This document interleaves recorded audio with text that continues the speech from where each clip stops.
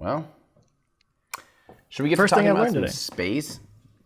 Let's talk about space. Speaking of GPS, which comes from satellites, which don't fly there on their own, you know.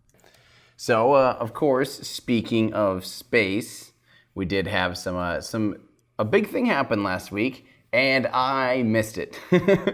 This was a thing. This is one of those launches, as I talked about, I just absolutely had to see, because how often do you get to go to a rocket launch knowing you're going to see a rocket blow up? So that's exactly what SpaceX was doing for their in-flight abort test. Now, as we've talked about previously, basically they were taking a rocket, a Falcon 9, with their Crew Dragon on top of it. They're taking it up to the point of maximum aerodynamic pressure. And that's right when, because don't forget, rockets going faster and faster and faster in the atmosphere. But since they're going up, the atmosphere is also getting thinner and thinner and thinner. So at some point, those two things converge. And after that point, the atmospheric pressure drops. Even though the rocket's speeding up, it's no longer exerting a great amount of pressure onto the vehicle. So there's just that point where those two things cross, where it's going as fast as it'll be going while the atmosphere is still tapering down, but it's speeding up, and there's a point. And anyway, that's the point of maximum aerodynamic pressure. And so in order to test the system, if you abort during that window, that would be the most difficult time to abort and pull the crew module safely from that. So in other words, if you can pull away from that, you can pull away from anything, really. And that's exactly what they did. And it was a gorgeous morning. It got scrubbed from Saturday to Sunday. And that's exactly what happened. It ended up right at max Q, exactly as planned. They basically triggered the abort, and they had it pre-planned at a certain basically at a certain velocity that they would trigger an abort, which triggering an abort actually shuts down the engines, the main Falcon 9, the Merlin engines. There's 9 of them, and it shuts those down, simultaneously pressurizes the Super Draco systems, which are the abort motors, fires them up, and detaches from the upper stage, which basically pulls the crew capsule away from the now shut down and failing booster. And then it coasted up to something like 40 kilometers and pulled its parachutes and splashed down safely. So this is a shot of it here. I'm just kind of going through their Twitter feed, because they released a few more shots like this. That's really cool. This is the moment when you can see the engine shutting down simultaneously to the Dragon engines basically firing up. And that happens in a matter of milliseconds, basically. Mm-hmm. So it's a really quick thing, and that's a good thing, because that needs to happen. They recovered it. Of course, it looks great, because it didn't even have to worry about coming back in from space. This was just suborbital, so the crew capsule really hardly went through anything damaging. It experienced only a maximum of 3.3 Gs of acceleration, so not even that much acceleration. It was enough to be able to pull away. And they even were able to recover the trunk. So the trunk actually pulls away with the Dragon capsule at first. That's the part that's below the crew capsule that's unpressurized. And that helps it stay aerodynamically stable. By staying attached to it, it has fins just like a dart, and helps the vehicle stay pointed in the right direction. Once it's at its highest point, it will detach from the trunk too, turn around and enter heat shield side down first.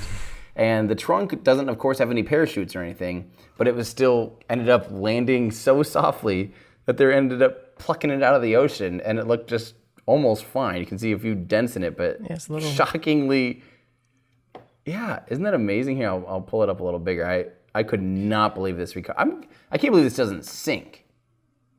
Yeah. It looks like the other side got a little bit more torn up than this side. Might, yeah. Still, yeah. Yeah, it probably hit nose first, actually, because that would make sense since the fins are near the back. It'd probably orient itself going nose first. It looks like one of those barrels they used to have at parks when we were kids that you could go run inside of and try to get it going really fast and get somebody going in a circle. Yeah. And that's what's actually crazy. Right. If you saw a person to scale here, a average or a tall, fairly tall 6-foot human, which would be what 1.8 meters tall or whatever, would only stand up halfway in this thing, because this thing's 12 feet tall. So that's pretty cool. Get Tony Hawk out there, man. He'll make quick work of that thing. That'd be awesome. That'd be awesome. So basically, this test went flawlessly. It was beautiful, and I don't know if you guys saw my coverage of it, but I did not get to see it. So did you not even see the explosion through the clouds? I did not get to see the explosion. It was that. Oh, that sucks, dude. Here, I will show you guys my replay. This is Scott Manley actually made a clip of it here on Twitter. This is me having spent. For context, remember, I've now driven 24 hours, slept and set up equipment and stayed up late learning how to run this telescope. Set up a whole live stream. Done all this stuff for like multiple days, basically, on very little sleep. So I'm just so excited that this thing finally took off. We're tracking it perfectly with the telescope, and here's what happened.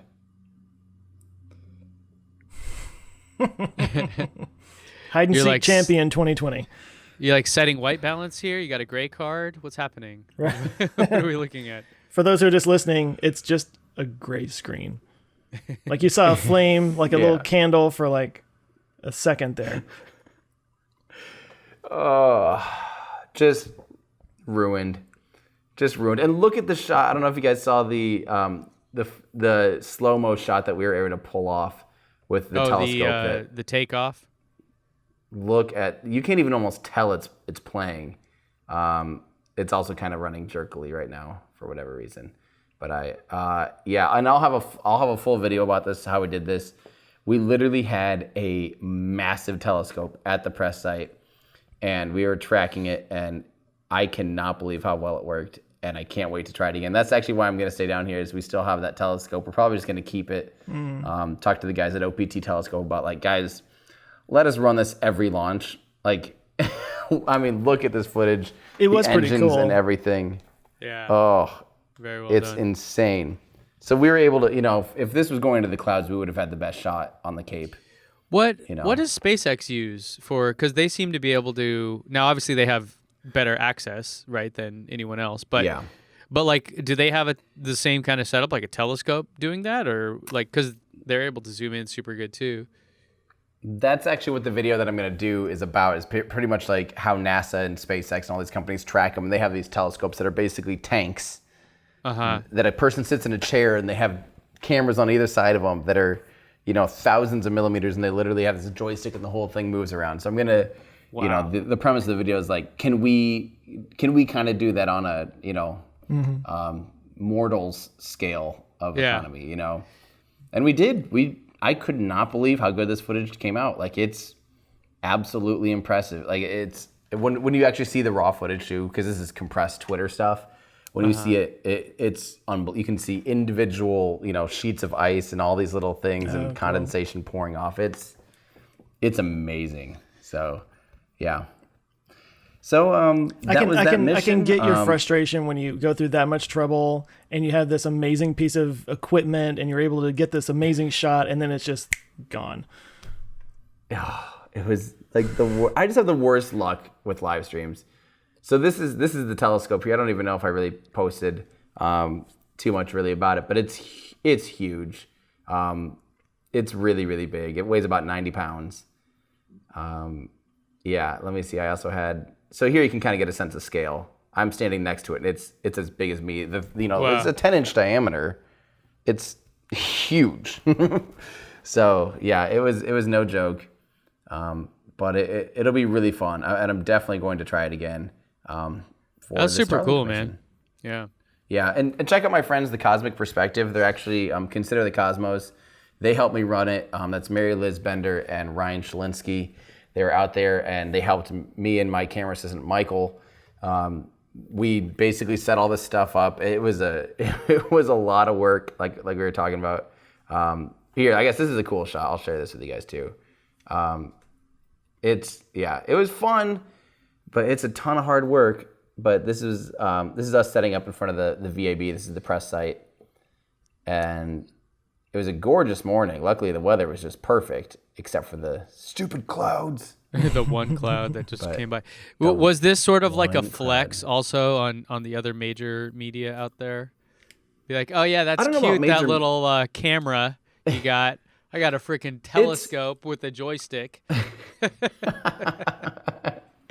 I don't know if it was like intended to be a flex in that sense, but for me, I just like to always, every time I go out to the cave, I'm like, what else can I do?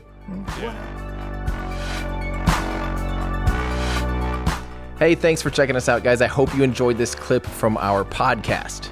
We do a weekly show here on YouTube, so make sure to subscribe to Our Ludicrous Future, where we discuss all the things that are going to make our future totally ludicrous. You can join us here on YouTube or at any of your favorite podcast places. Plus, if you want to get some behind-the-scenes stuff and join a cool community, you can help support the channel at patreon.com. Thanks a lot. Thanks, guys.